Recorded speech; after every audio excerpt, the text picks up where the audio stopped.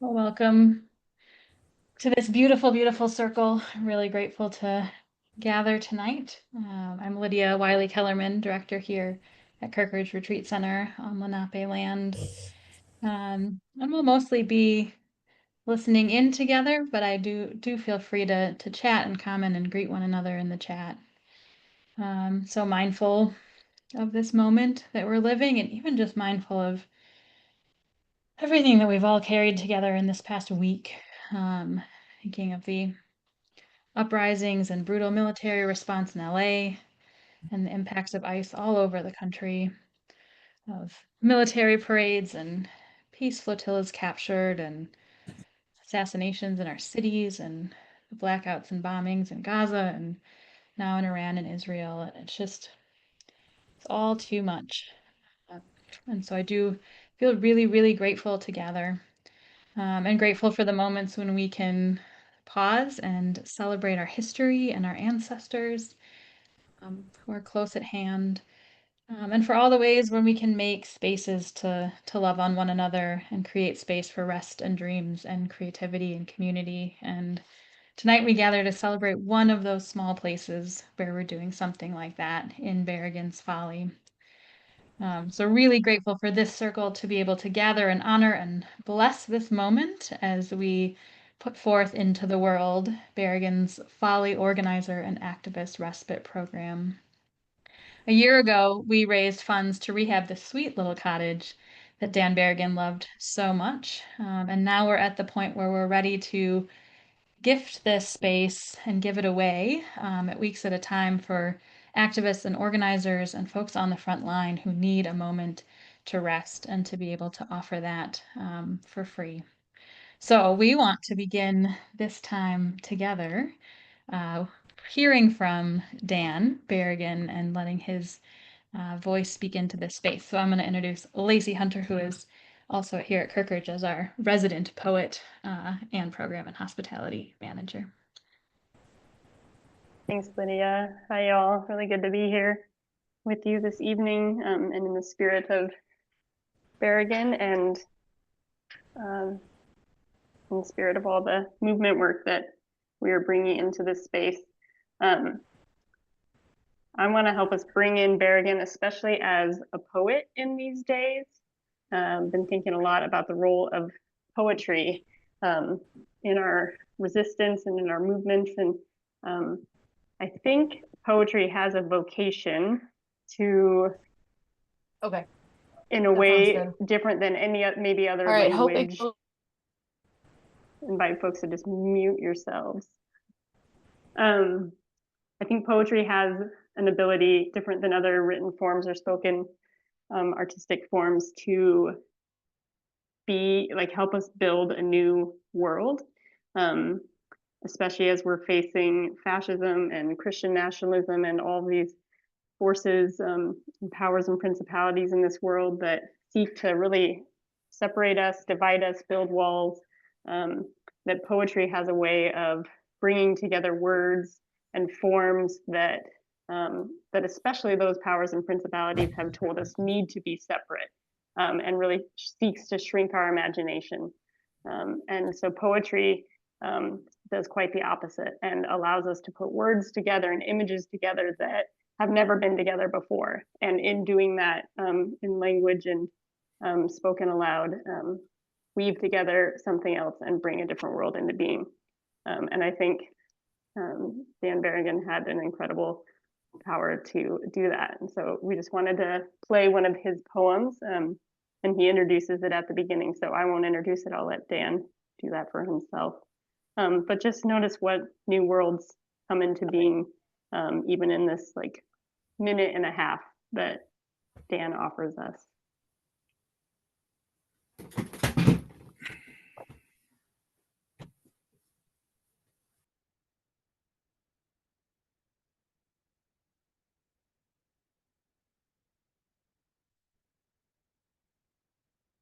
The following poems were written for friends and for my brother, who was in and out of jail a great deal during the Vietnam War and after. It's very difficult to send a gift in to prisoners, but it's fairly easy to send a poem in, so the poem becomes a gift. And this is about that. A few gifts for the prisoner. Send him the sea, a bearded mime mimicking lambs and lions. Send the sun, betokening variety and crystalline steadfastness. Send one or two gestures of children seizing, tossing, meandering, like the prisoners making much of little. Send an episode from Luke's Gospel of healing. Let the prisoner bear that gift onward, hands incorrupt, empty. And in and out of his cell send a flea circus trooping too small for the guard's gimlet. Let Christmas come around for the prisoner alone, cold, deprived, true. And the angel who succored Peter in chains, the angel enters the prisoner's soul, whispers magisterially, "Not yet, no, not yet."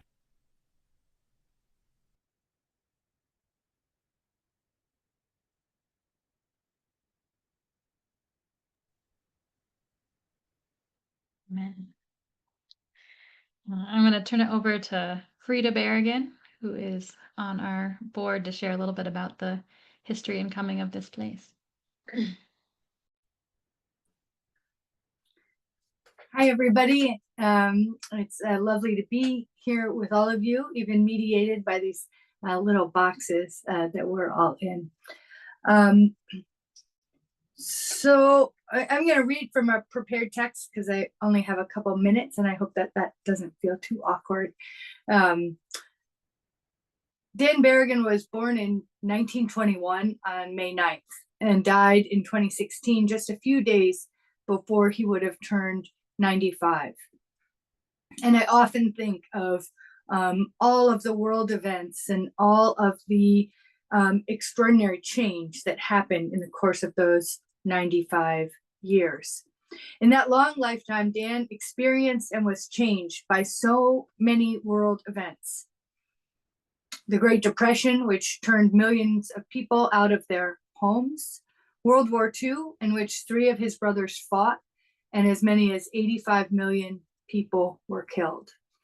The beginning of the nuclear age, with the United States dropping nuclear weapons on Hiroshima and Nagasaki 80 years ago, and the establishment of nuclear hegemony, nuclear weapon states mining nuclear material, testing nuclear devices, and burying nuclear waste materials, so much of it on the land of indigenous communities. And then this long existential shadow that nuclear weapons cast over the whole world as we sit today in 2025 at 89 seconds to nuclear midnight. Then, of course, there's the Cold War, which was not so cold, quite hot, in fact, and deadly in so many places around the world. The Vietnam War, with its spread into Laos and Cambodia and into our own streets. The execution of Martin Luther King Jr., the popular uprisings that followed. The AIDS epidemic here in the United States. So many people killed, and the government and the health establishment looking on. Apartheid in South Africa and the analog of racism and segregation here in the United States. The greed of El 14 Familias in El Salvador, and the rebirth of the Catholic Church there in its preferential option for the poor. The assassination of Archbishop Romero, Rio Grande, the Jesuit brothers at the University of Central America, the assassination of Ursuline Maryknoll and lay sisters a few years later. All of these losses and deaths marked Dan deeply. The war on terror, the war on the poor, both of which were fought right outside his door. Israel's long state of siege on the Palestinian people, although he died before that dehumanizing regime cohered into a genocidal campaign the world is now witnessing. So much loss, so much war, and so much injustice in rage, in sorrow, in relationship with others, grounded in the radical understanding that we are not meant to kill one another. Dan responded to all of these and countless more that I didn't list, all of these affronts on creation, all of these assaults on the human. He marched, he picketed, he held signs, he sat in, he died in, he threw blood, he spread ashes, he trespassed, he ministered, he burned paper, he hammered on nuclear nose cones, he preached, he harangued and incommoded, he lectured, he transubstantiated, he baptized, he married, he blessed, he taught, he wrote. He wrote in the course of his life more than 50 books, and who knows, maybe Eric Martin or Bill Wiley Kellerman, who knows how many articles and poems and contributions to other people's work. And he traveled. He showed up and he stood beside so many people in so many fights. And he was often exhausted, worn down, run ragged, rubbed thin. Once at Kirkridge, he quipped at the beginning of a Sunday morning session after the Saturday evening session of jokes and vodka had gone too late. He quipped, "Yesterday you heard my brother Phil talk about depleted uranium, and now this morning, sadly, you're getting depleted Berrigan." The whole crowd laughed, and then Dan launched into an extraordinary Bible study. It was like the laughter and the commiseration was the fuel he needed to get going that morning. When we gathered as family or community, he would often pull us out of our chatting and our catching up and have us do a go-round. Let's do a go-round of listening to one another share what was giving us hope in that moment. Whatever global heartache or personal tragedy was on our minds and in our hearts, we were invited to dig beneath the specificity of our despair and grasp the shape of our hope, our keeping on. And it was invariably and always surprisingly, the shape of that hope was always other people, our friends, our community, our siblings, our kids, hopeful people doing hopeful things. And that's what was keeping us going and keeping us from giving up. That act of listening to each person share strengthened the rest of us. And those were tearful and deep sharings that reminded us that we are not alone in this work for peace, for justice, for creation, and for one another. These are just a few small examples of how Daniel Berrigan was sustained, buoyed, nourished, and brought back to wholeness by friendship and prayer, again and again and again. And as I think about it, the friendship part was kind of easy. He was present, he was compassionate, he was wise, he was trained in pastoral counseling, he was funny and wry, and people were drawn to him. He was known to observe that friendships are stronger than battleships. But as I think about it, the prayer part was harder, and it required solitude. It required separation from all of those friends, from his daily business and busyness, and it required time. But Dan had done time. He knew how to do it. He had spent time in jails and prisons, in solitary confinement, in serious illness. He had spent time close to death because of some of those illnesses. And he had spent time, of course, in seminary. He'd been trained to sit still, to meditate, to recall and draw meaning from dreams, to pray. He knew how to engage in dialogue with and deep listening to the prophets and the ancestors and the Holy Spirit. And he knew that for all of these disciplines, he needed retreat and rest and recharge. He needed Kirkridge. And so he came to the mountain again and again. And we've established Berrigan's Folly as a place and a space to ensure that more people can access what Dan experienced here. The sweet solitude and abiding quiet needed for genuine rest. The gift of insight that comes from being able to see the horizon, and the confidence and security that comes from the gentle embrace in the arms of the mountain. If I have time, and I'm not sure I do, I thought to read from the Book of Uncommon Prayer, a book of Psalms that Dan wrote. He kind of recast the Psalms, and one really stood out is his kind of reinterpretation of Psalm 114, but God is silent. And it was so lovely to hear his voice at the beginning. Thank you so much, Lacey. And that poem was a perfect beginning. I'm going to think about the flea circus infiltrating the prison. I'm going to think about that for a long time to come. But this made me really think about Kirkridge and made me curious if he, wrote it there. So I shared in that spirit. But God is silent. Psalm 114. Sotto voce, cynics pass the word. Let's hear from your God. How many legions has he? But God is silent. The creator of splendors, heaven and earth, the dazzle of stars, all creatures that fly, swim, walk, breathe, and blossom. Yes, and simple, unblinking stones. Sun and moon splendid beyond telling, and the squat toad, the owl's myopic stare. This Penelope, this outspread banquet of sight and mind, and its silent maker, our momentous friend, our androgynous lover. So I'll close there and just express gratitude for this circle. Thank you. Thanks, Rita.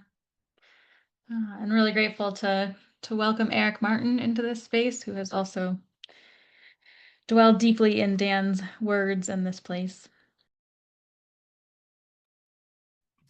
Thanks for that, Frida. I thought rather than me talking about the kind of history of Dan's relationship with Kirkridge in particular, it'd be better to kind of dig into his letters that he wrote with his brother Phil and use some of his words from it to kind of give a depiction of how he experienced Kirkridge over the years. So that's mostly what I'll be doing here. I love this. He called it the most sublime mountaintop in creation. So you can, I don't know, there's a little gift for y'all, Lydia. You can put that on above the door frame or something. The most sublime mountaintop in creation. And they wrote about this from 1978, which I think is the year Dan gave his first retreat in Kirkridge, to 2002, the year that Phil passes. Pretty much right up to Phil's death. I think he died in December, correct me if I'm wrong, but in September, Dan's writing to Phil saying, the insights you gave us were pure gold. Your spirit, Phil, radiated all over the place, and talks about how they said prayers for him. And so, it forms their relation. It was a place of the deepening of relationships with Liz and Dan and Phil very much. But it was also a place of like getting news in the movement, like, before text and email and all that. Not that Dan was using that, but in 1988, I just like this. There's so many comments like this in their letters. Did you see old Jimbo Reale at Kirkridge? Phil writes from jail in Virginia.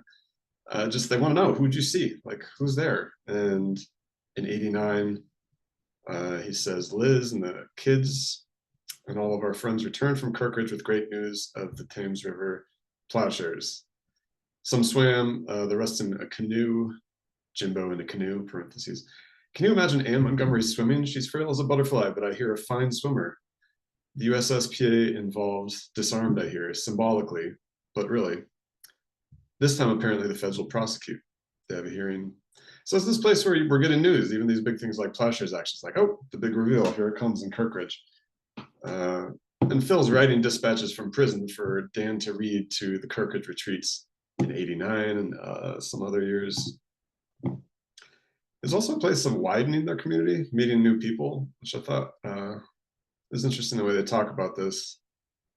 Phil's all excited. We had 100 people here, if you include the children, 1987.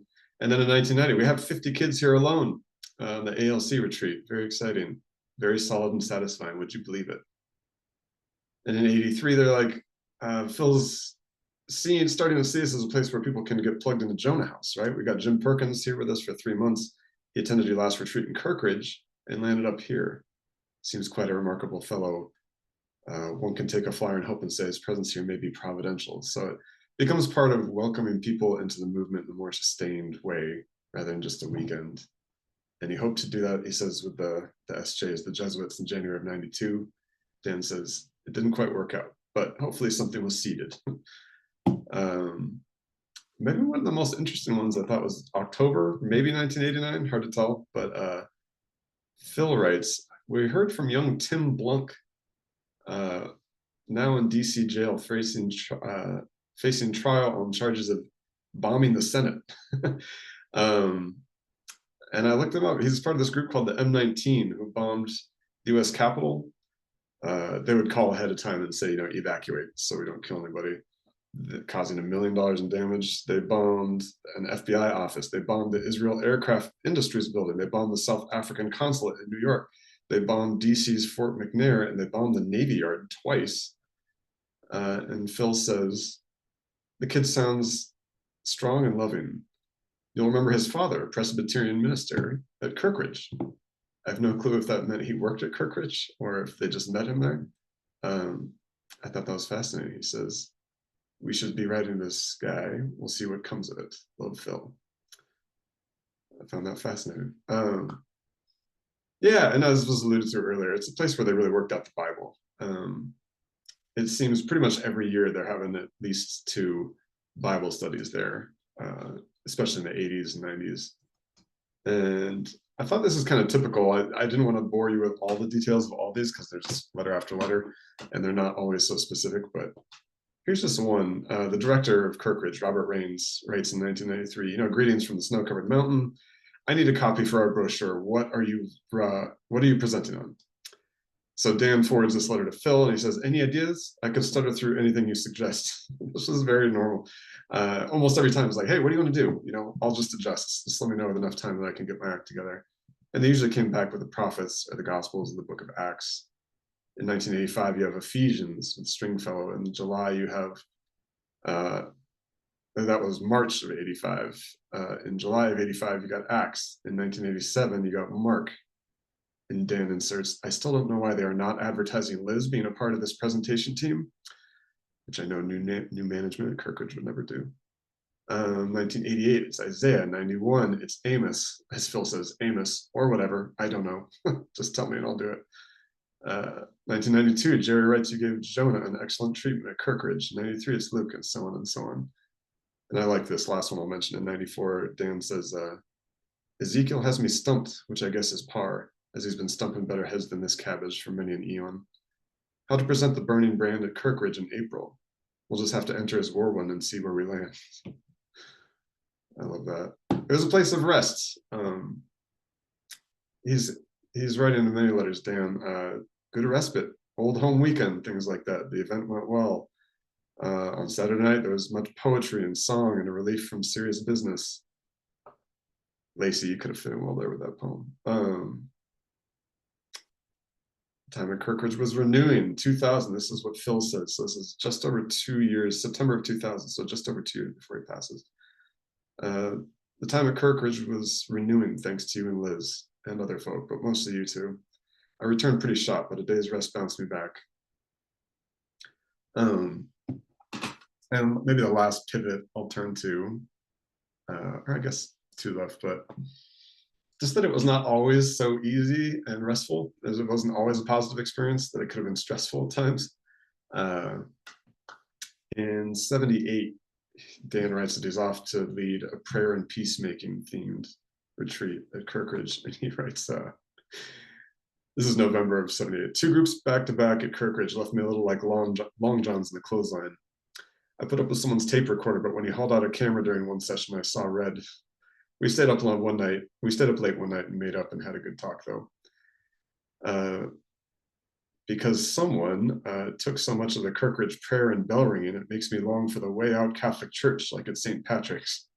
He tends to talk endlessly and take it over. I'm sure none of us ever experienced this at a retreat.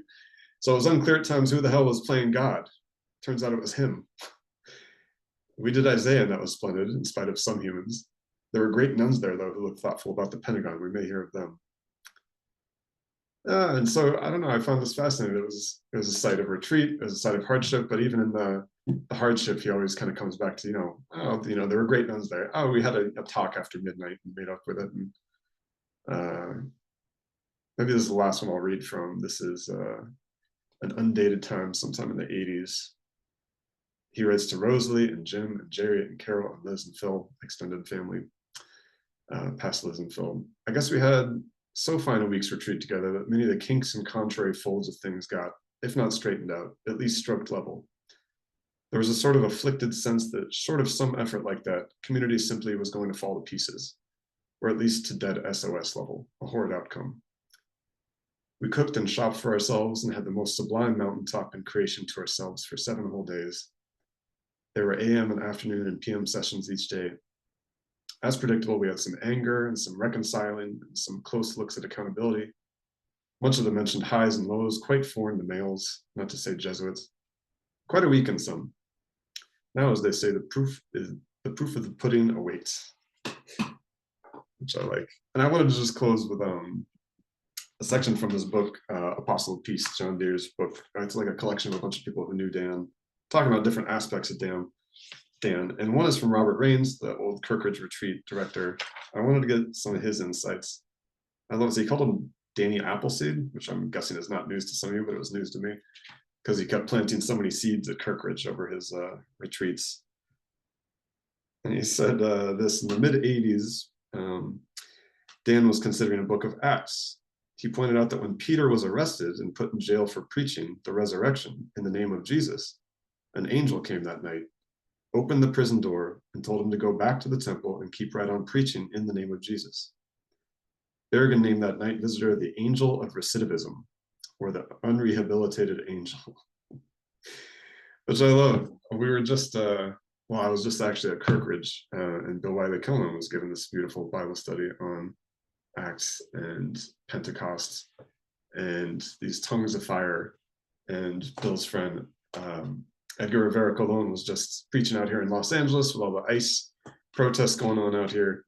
The Catholic worker decided to move their weekly mass outdoors in the Mariachi Plaza to do it in public, to give a public sign of dissent against ICE and protest. And Edgar Rivera Colon who knew Dan, and he's doing the homily, and he says, I'm feeling really burnt out. But it's good when you feel burnt out because that means you were on fire. And I feel like the sense I get of Dan reading through his letters is that he saw Kirkridge as a place where he could go after being on fire. It just seems like he, Liz, Phil, they were on fire so often. It was a place where you can come and get recharged and kind of come right back out of the ashes, even if occasionally it was a semi-frustrating experience. It was also a place of just rest and restoration, and a place where that conspiracy, the communal conspiracy, could kind of rehabilitate each other, which I loved. And so I want to end on Robert Raines' little story. Dan came out. He loves in, I want to get this right because you might live here, Lydia, I'm not sure. I'm not going to find it, whatever. He's talking about a building in the Kirkridge home, whatever that means. He loves the large high ceiling living room where he and close friends and family would gather after hours on Friday night. One such night, he breathed a sigh of relief and delight, saying, "If I die, I will return to this room." And a longtime colleague in peacemaking replied to him, "If you die," which is funny, but I don't know if you live there, Lydia, but you might want to check under the bed for Dan or something. But I just love the idea of Dan still inhabiting that space, which I guess is the premise of all this. So that's where I'm going to end it. Thanks. Thank you, Eric.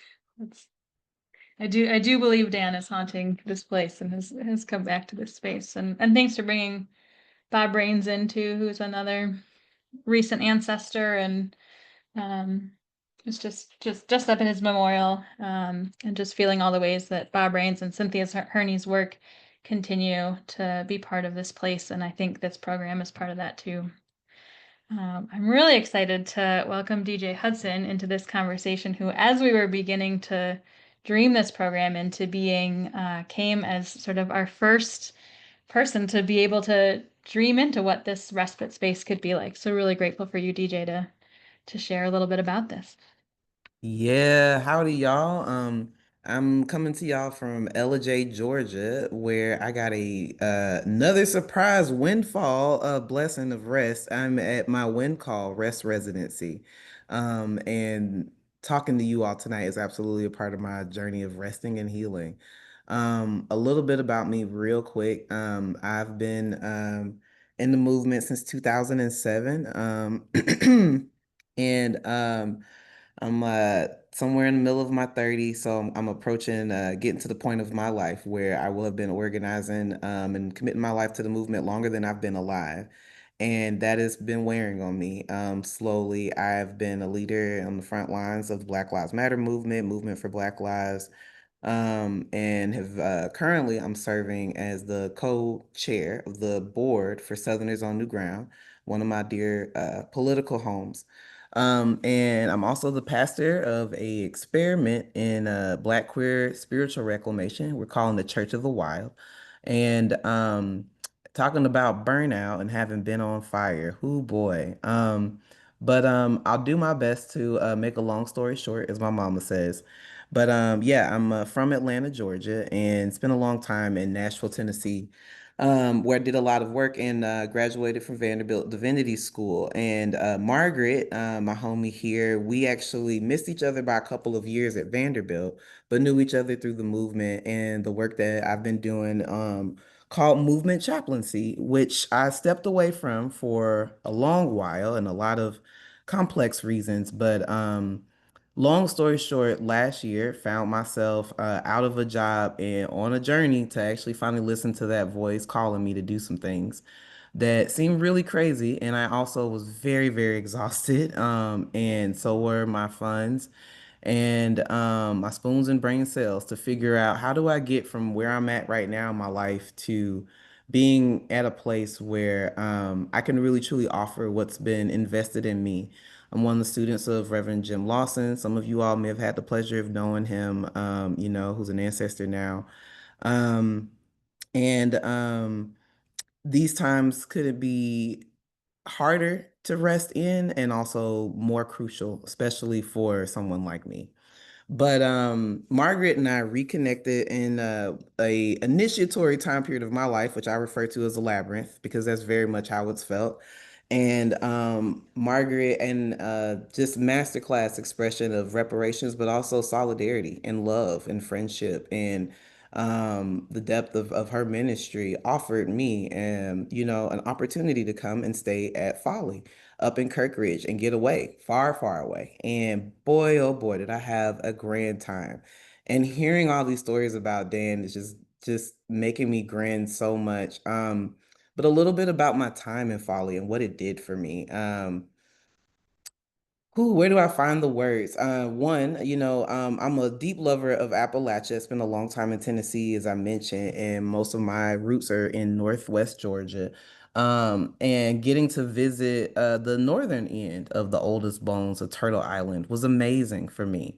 But being able to be there in a space that literally was just specifically there for me to find rest, but also to pray, to cry, to find support in a grove of oak trees, to find joy and play. It actually is one of my bucket list items to one day hike the Appalachian Trail. Had no plans for it, and how surprised was I that literally steps away from the door of the cabin I'm staying in is the AT itself, and I got to actually step onto it and walk it. Um, Margaret joined me for part of that and was super sweet and amazing. Took me to the health food store in town and made sure that I was stocked up. And when I say please, please, please, please, for all the donations, all of the changes and renovations we're doing to Folly, leave that stove. That stove is amazing, and I swear I believe that I am cooking on the same stove as Dan did. That's some of the best tea and soup I ever had. And it was so good because I could go outside and play in the snow and make snow deer, and I'm from Georgia, so snow is at best a stranger, at worst hostile. So I got a lot of it. I got to run into a wild eschatologist named Wade who gave me one of the best sticks I've ever had. I called it my oaken staff. I really felt like a whole wizard. I still have a stone that came to me that rests on my altar and holds a lot of that power and that memory, those memories. And also, while I was staying there, it allowed me to have the time and the space to let come out, with Margaret's help, some proposals, some writing, some thoughts, some ideas that to date now, that was November of last year, we're in July, um, is allowed me to accelerate all kinds of dreams that are by far not mine, but dreams that are a offering. To this time and to the movement. I cannot be more grateful. And I also got to go back just recently, earlier this year. Not only did I get to go to attend the Festival of Radical Discipleship with Kirkridge again, and all of the love and the care and the material change made it possible for my partner to join me. And a little bit about me, I live in Atlanta. My partner and I, we are 3 years into this relationship, and we're long distance, and we have been the whole time. She actually lives in Connecticut. And so being able to not only have space where we could be together, but also resources to support us being together, healing on multiple different levels. And I've already been telling folks and my friends, especially folks down south, yo, have you all heard about this place called Kirkridge? You have to go. Margaret and I also, we share a deep love of epic fantasy as a very loud and just getting louder all the time allegory for the struggles we find ourselves in. And we talk about Rivendell, from Lord of the Rings. Like, what does it mean to be able to have a space, not only where folks are gathering to have the meetings that need to be had? You really want to go to Mordor? Are you sure about that? Can we really run that? Can we run that strategic plan back again? I'm not sure. But also being able to have a place where you can land when you've been carrying a ring that has every single thing in the world in it that's bad, and you're about this big, and all you want to do is go home and eat and smoke some smoke leaf. You might need to take a break for a little bit, and having a Rivendell to return to is important. And also, if anybody here plays video games like I grew up doing, RPGs, role-playing games have a habit, or at least they used to, of giving you a save point that I think about a lot.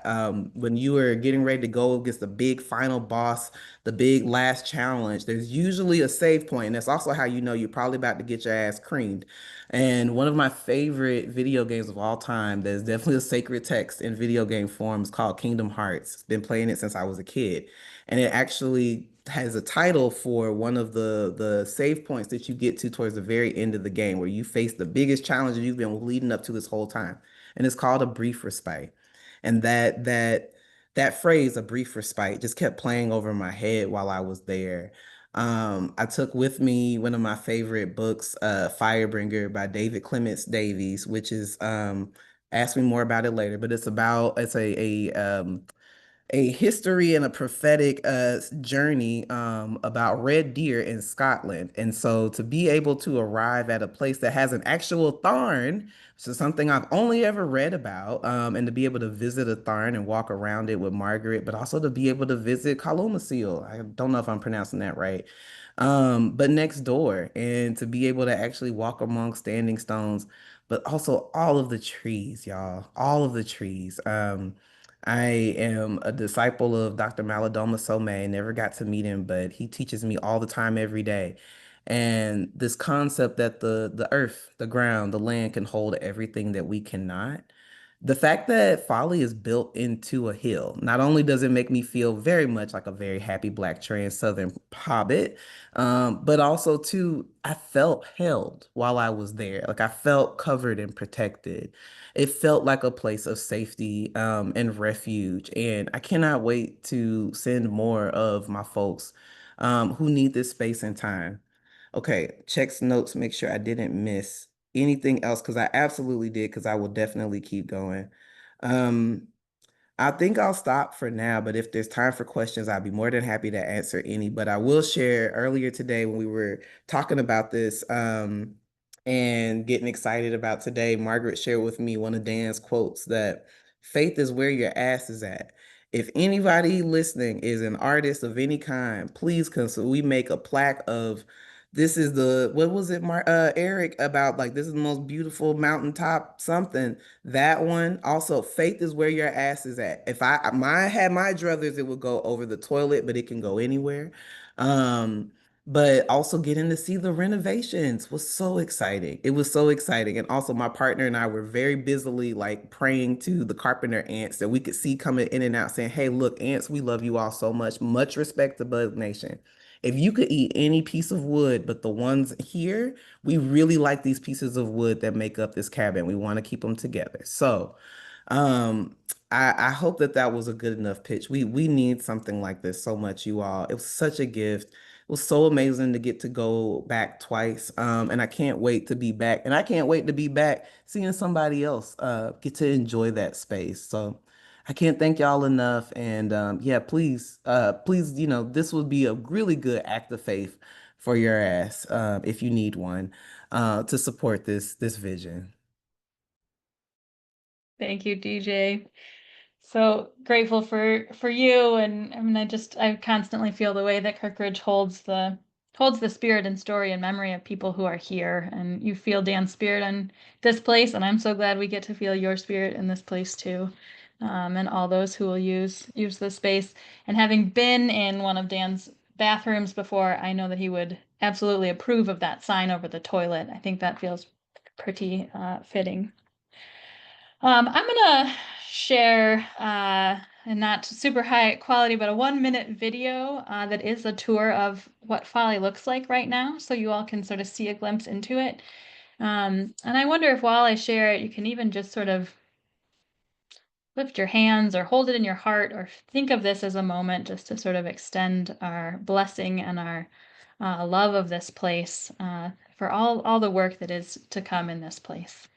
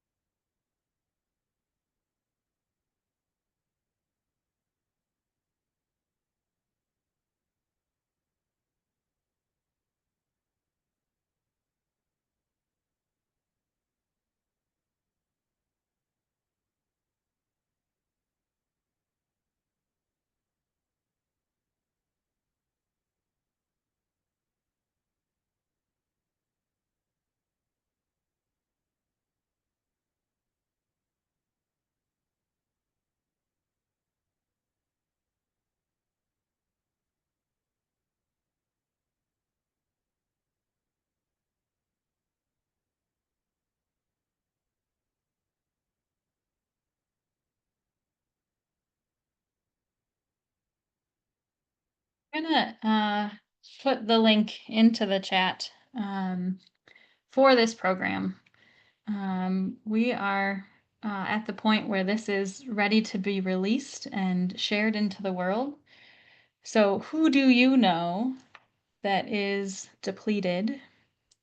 Who do you know who is burnt out from being on fire?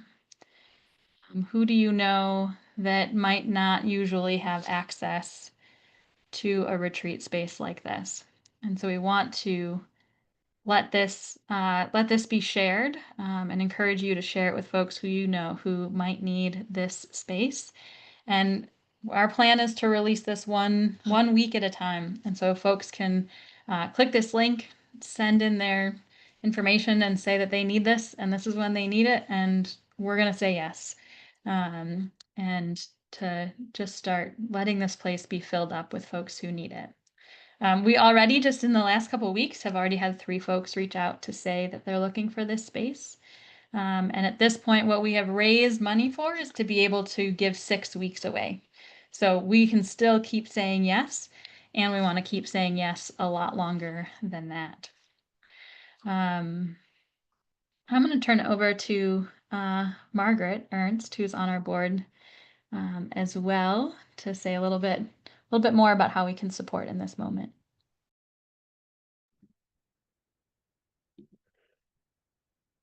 Hello, everybody. I'm gonna just hang on, let me put this magical ring on. Oh, there you all are. Oh gosh, what a journey.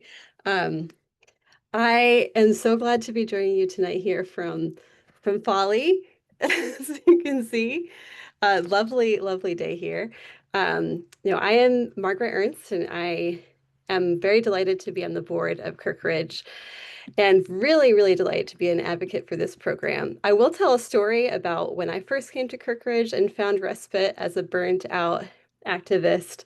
But it feels like it's the time to make the ask, because stories have been shared and we have been moved. I've been moved. We've laughed, we've cried. And it's time, as Reverend Lenice Pinkard says, I think as an interlocutor to the quote of Dan, but faith is where your ass is at. She always says, faith tells us to get up off of our assets. And so I want to first thank you all, because I know so many people here are people who have contributed to make this moment possible, to make the renovations possible, to make this to be a safe physical space for people to come to. And now we're so excited to be at the edge of making it a place for people to really, really be in such a critical time. So during this time, this is going to be a time of offering and really intentional reflection for you, for all of us, including myself, about how we want to invest in Folly. I have been so moved to be a part of this, partly because there's a lot of big questions swirling. How will we end fascism? How will we end capitalism? How will we make sure this world is like literally able, like this planet we can live on and breathe on? And I don't have the answers to all those questions. And so it's so relieving when I get an email from Lydia or others at Folly with a question like, oh, like, how do we make sure that, like we scrape the bricks at Folly? Because this I can wrap my head around. Like, how can we maintain some very specific, beautiful, precious spaces on this planet for the people who we know will make the planet more livable? People like DJ, people like all the friends and lovers in your own communities who are scheming new worlds. And who have secrets that we need to hang on to. But these folks are people deeply, deeply, deeply need rest and deeply need safety, especially in this moment. So I'm going to ask Lacey to put on a song I chose for our time. And if our tech fairies work, I want to invite you to think about, while this song plays, a specific person in your life who you think is needed to bring us to the other side of oppression, and bring us to the other side of empire. And think of somebody who has been doing the work for a while and maybe would like a place to breathe, would like some time to collect their thoughts, these threads that have been pulling inside of them, but they're always on the go and they're always in the next action or always preparing for the next meeting. And so they can't just sit. And as you think about this person, think about what you would like to pour into them for it to be possible for them to go stay at Folly over this next year. What's the gift that you would want to make possible for them so that they could go to this place in this time? And as the song plays, if you feel like you are able to drop that commitment number, that financial commitment number, into the chat, we will just drop our commitments right here and right now. You can name the initials of the person or the people that you might be thinking of, and then just drop a donation amount you might be willing to make tonight. You can make that donation tonight by going to the link in the chat. And I know that we'll be collecting these pledges and reaching out again to make sure that you can contribute what you want just to be a part of this, so that we can do this. We can make this really, truly possible for our people.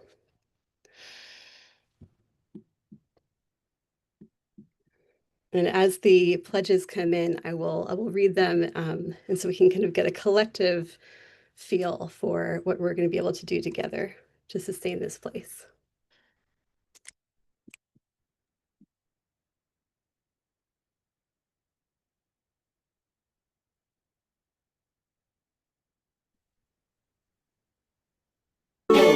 Back and gonna be no cops. You can cook your own, you can smoke your crops. All the boys gonna wear pretty things when the Lord comes back and gotta prove a thing. When the Lord comes back, I'm gonna drive real slow, gonna go wherever His Spirit goes. Gonna dog pedal, talking girls, ain't no boss gonna make a fuss. When the Lord comes back, I'm gonna drive real slow. Place gonna be rock. Every high place gonna be rock.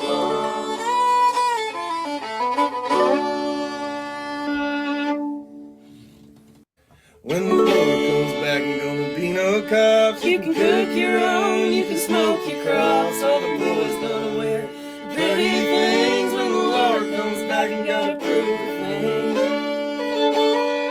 When the Lord comes back, I'm gonna drive real slow, gonna go wherever Spirit goes. Gonna dog pedal, talking girls, ain't no boss gonna make a fuss. When the Lord comes back, I'm gonna drive real slow. Well, every high place gonna be rock. Every high place gonna be rock.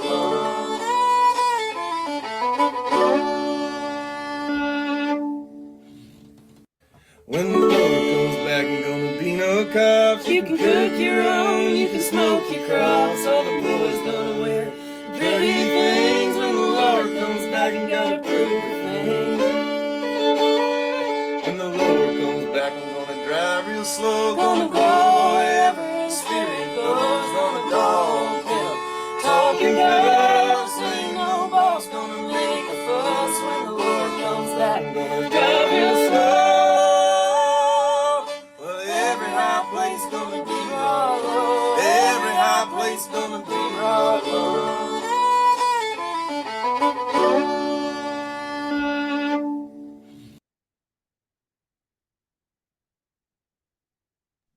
Amen. I'm just going to start to read out some of these commitments here in this chat. How exciting was that? This is amazing. Okay, so I think we have, oh my gosh, it's so beautiful. I committed 75, and I'm praying on after I sell my house to try to give some of the profits to the house, because I don't need all that. Folly needs it. Eric committed 75 smackaroos in US dollars, US smackaroos, $30 from Jim JP. Beautiful. Frida, $50. Lydia, 200. Elias, 25. Thank you, Marion, for upping your monthly donation, and also that Kirkridge is in your will, so there's a future. Hi, Maureen. It's so good to have you here, offering $100. That means so much. 500 from Bill and Denise. $50 from Melanie. A yes from Micah. $10 from Courtney. And 300 from John.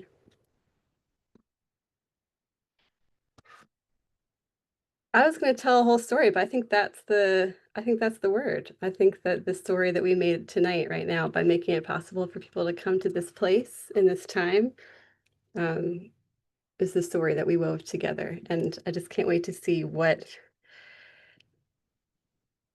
story we'll be able to tell when we do this again in just a couple of years and say, this is who stayed here, and this is what was possible because of that.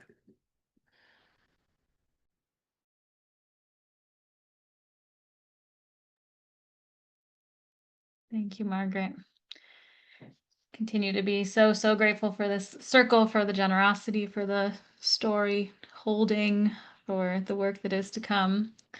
And we'll close this circle the way we began it, with Dan's words and voice among us, and blessings into the evening and the work that is to come in the days ahead.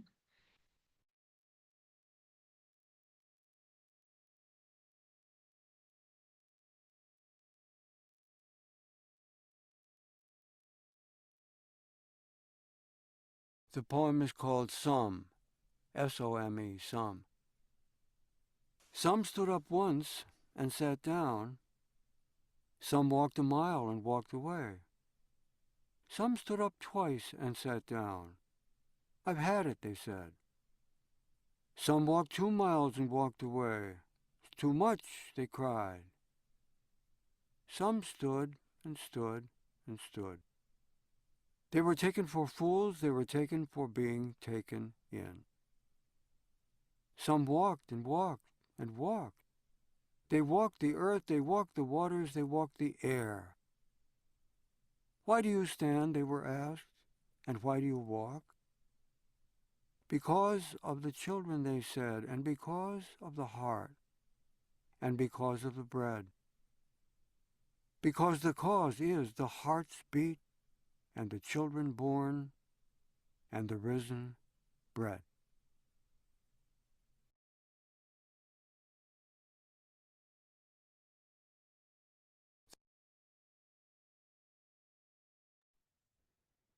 Amen. Blessings to each of you. Thank you so much for being here.